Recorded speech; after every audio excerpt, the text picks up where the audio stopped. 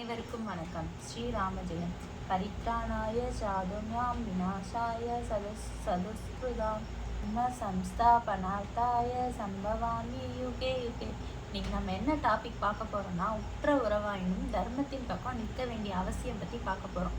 தர்மத்தின் பக்கம் வாழணும் அப்படின்னு சொல்றோம். தர்மம்னா என்ன? சத்தியத்தை, உண்மையை உணர்ந்து அதையே பற்றி கொள்வது. எந்நிலையிலையும் தன்னிலைமை மாறாமல் தன் வாழ்வை மற்றவங்களுக்கு பாடமாக எடுத்து சொல்றது. இதுதான் தர்மம். இதுக்கு எடுத்துக்காட்டா ராமாயணத்தில் பல பகுதிகள் இருக்கு. முதல்ல பார்த்தோம்னா, சீதாவுக்கும் ராமருக்கும் கல்யாணம் நடந்ததை பற்றி பார்த்தோம். திருமணம் முடிஞ்சோடனே ஜனகர் சீதாவோட கரங்களை பிடிச்சு ராமர் கையில் கொடுக்குறாரு. ராமர் சீதாவை பார்த்துட்டு இப்பிறவையிலும் இரு மாந்திரையும் என் சிந்தையிலும் தொடை அப்படின்னு சொல்றாரு. அப்படின்னா என்ன? ஒருவனுக்கு ஒருத்தி, இனிமே இப்பிறவியில என் சிந்தனையில கூட வேற யாரையும் நான் நினைச்சுக்க மாட்டேன் அப்படின்னு சொல்றாரு. அதே மாதிரி தர்மத்தோடைய வாழ்ந்தும் காட்டியிருக்காரு ராம பகவான். அதே மாதிரி தசரதர் கையைக்கு 2 வரம் கொடுத்தாருன்னு பார்த்தோம்ல, அந்த 2 வரத்தையுமே கடைபிடித்து தர்மத்தின்படி வாழ்ந்து காட்டியிருக்காரு.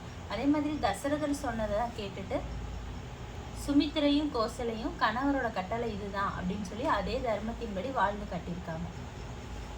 சீதாவை ராவணன் கடத்திட்டு போகிறப்ப ஜடாயு பார்த்துட்டு அதை தடுக்க முற்படுறாரு.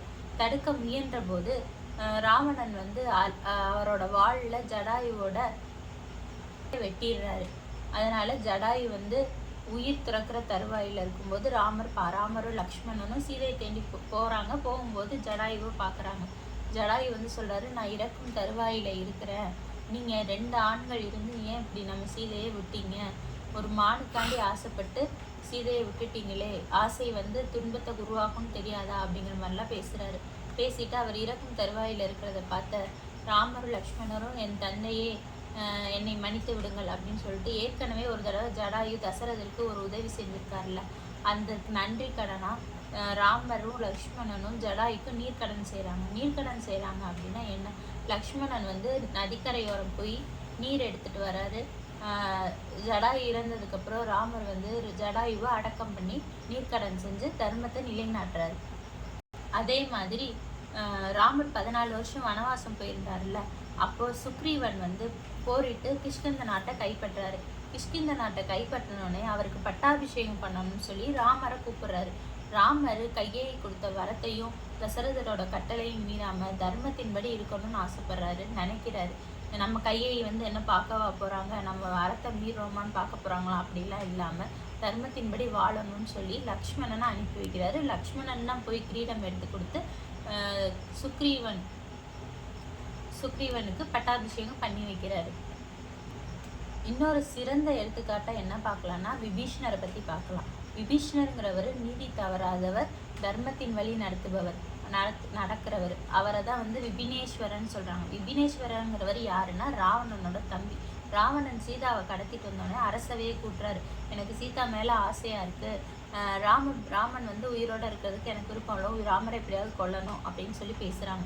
அப்படி பேசும்போது விபீஷ்ணர் அண்ணா நீங்க பண்றது தப்பு, ராமர் நான் ரொம்ப வல்லவர், திறமையானவர், அவரை அவ்வளோ சீக்கிரமாக எதுவும் பண்ண முடியாது, அதுவும் இல்லாமல் அடுத்தவர் மனைவி மேலே நீங்கள் ஆசைப்படுறது ரொம்ப தப்பு அப்படின்னு சொல்லி விபீஷ்ணன் சொல்கிறார். சொன்னோடனே ராவணன் இவன் அரசாளனும் அப்படிங்கிற ஆசையில் தான் இந்த மாதிரி சொல்கிறான்னு சொல்லி உன்னை நான் கொல்ல போகிறேன் அப்படின்னு தன் தம்பியவே விபீஷ்ணரையே கொல்லணும்னு சொல்லி படையாட்களை கூப்பிடுறாரு. உடனே விபீஷ்ணர் சொல்கிறாரு, நான் உங்களுக்கு அறத்தை காப்பாற்றுறதுக்காண்டி சொல்கிறேன், நீங்கள் அதை ஏற்றுக்க மாட்டேங்கிறீங்க, நீதி தவறி வாழ்றீங்க, உங்கள் கையில் நான் சாகிறத விட நான் ராமரோட திருவடியில் விழுந்து மடிந்து போகிறேன் அப்படின்னு சொல்லி வானத்தில் பறந்து ராமர்கிட்ட சரணாதிபதி அடைகிறாரு. உற்ற உறவாயினும் தர்மத்தின் பக்கம் நிற்கணுங்கிறதுக்காண்டி விபீஷ்ணர் ராவணனை எதிர்த்துட்டு தர்மத்தின் பக்கம் நம்ம ராமர் சைடு போய் சரணாகதி அடைகிறார். அதுக்கப்புறம் ராவணன் ராமர் மேலே போர் தொடுக்கிறாங்க. சீதையை மீட்டு வந்ததுக்கப்புறம் ராவணன் ராமர் மேலே போர் தொடுக்கிறாங்க. அப்போ ராவணன் சங்கரன் கொடுத்த வாளை சிவபெருமானை நினைச்சு ராமர் மேலே வாளை ஏவுறாரு. ராமரோ அப்படிங்கிற ஊதுங்கிற சங்கோல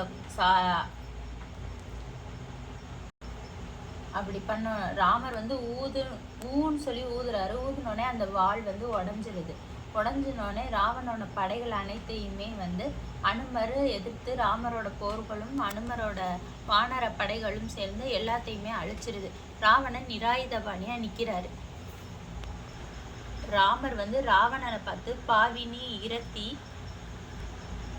நானது நினைக்கிலன் நின் தனிமை கண்டிறங்கி அப்படின்னு சொல்லி ராமர் ராவணனை பார்த்து சொல்றாரு. அதாவது என்னன்னா, 9 மாசமா என் மனைவி சீதாவை நீ அடைச்சு வச்சிருந்த, ஒன்றும் இல்லாம நிராயுதபாணியா நிக்கிற. இப்படி இருக்கையில நான் உன் கூட போர் தொடுக்க என்னால முடியாது, நான் தர்மத்தின்படி தான் நிற்பேன் அப்படின்னு சொல்லிட்டு,